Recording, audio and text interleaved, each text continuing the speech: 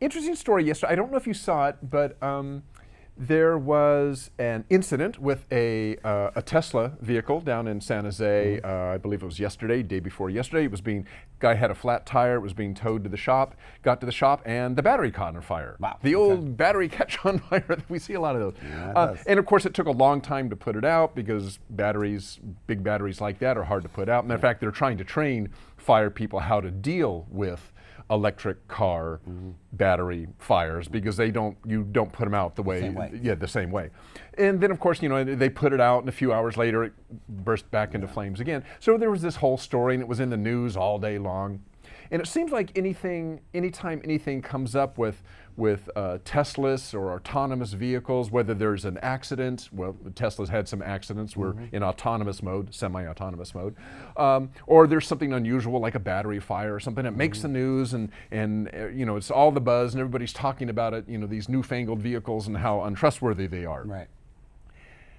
But unless you read deeper, not many stories talk about what it is statistically. It's like, let's say in the case of a car battery fire, electric car battery fire, one statistic I ran across was like, there is a electric vehicle car battery fire about once every 100 million miles.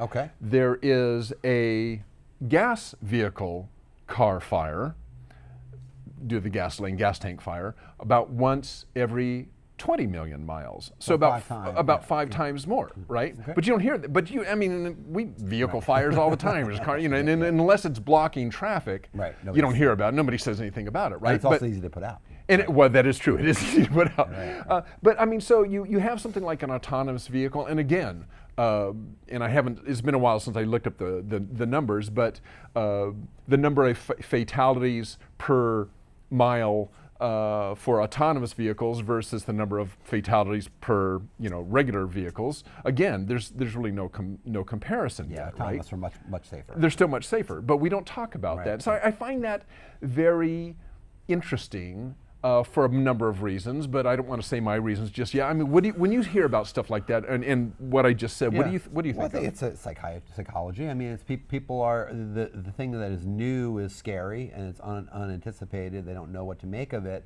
So any accident, any fatality that's tied to it is automatically going to make the thing seem really nefarious and dangerous and scary when actually it may be much safer. I think about it from the perspective of like. Elon Musk and Richard Branson are both trying to do this these below surface super maglev transportation systems, these loops. And it's like, you think about it, that could potentially be really safe and really effective. There's going to be fatalities. There's going to be consumer fatalities with that as that stuff gets rolled out. It's going to happen. It's going to happen. Yeah. That's going to be a big story when that stuff happens because maglevs unsafe. Maglevs are unsafe because it's weird. Get into a pod and go under the ground at 700 miles an hour. It's like, oh my God, supposed to going 30,000 feet in the air. It's the unknown is my thought about it. It's focused on because it's different, it's weird, it's kind of scary, and people just haven't gotten used to it yet. Well, I also think that it's also kind of tough when you're an innovator and you have a product and you know that statistically anyway, it's safer or at least as safe as anything that's on the market, regardless of whether we're talking, whether it's a drug or a medical device or an autonomous vehicle or an electric vehicle or whatever. But because it's new, it gets all this press, which makes rolling that innovation out a little bit more tough, because people are much more critical of it. And I was just thinking, as an innovator, you've got almost much more on the line. It's like everything has to work perfectly, almost forever, because at some point there's gonna be a failure, and it's gonna be all over the news. And how do you deal with that? Other than trot out the statistics, which everybody just kind of glazes over when you bring them out. Yeah, and then trot out the statistics and just include it in your planning. Say, listen, X amount of receptivity to this product is going to be diminished because of a factor like this, that it's new, it's different, they're not used to it. You think about airline travel. Sure, airline travel or intercontinental airline travel. I'm sure in the 50s, 40s, 50s, 60s, when people for the first time were getting on planes to go on 5-6 hour flights, it was pretty darn scary probably. Right. And then a plane crashes, And you probably saw a big decrease in the amount of traffic when when you had a crash like that. Nowadays, it's like, well, so there's so many hundreds of millions. I mean, how many miles a day are planes? Right, right. And so many miles. I mean, you can't even almost calculate the sigma on the 7 sigma or whatever it may be of the accident potential for you to die in a plane crash is like so minuscule. Minuscule, yeah. It's just, you don't even think about it anymore. Sure, it happens, but it's so common now. And I think that's the innovator's best friend, is the commonality of the thing.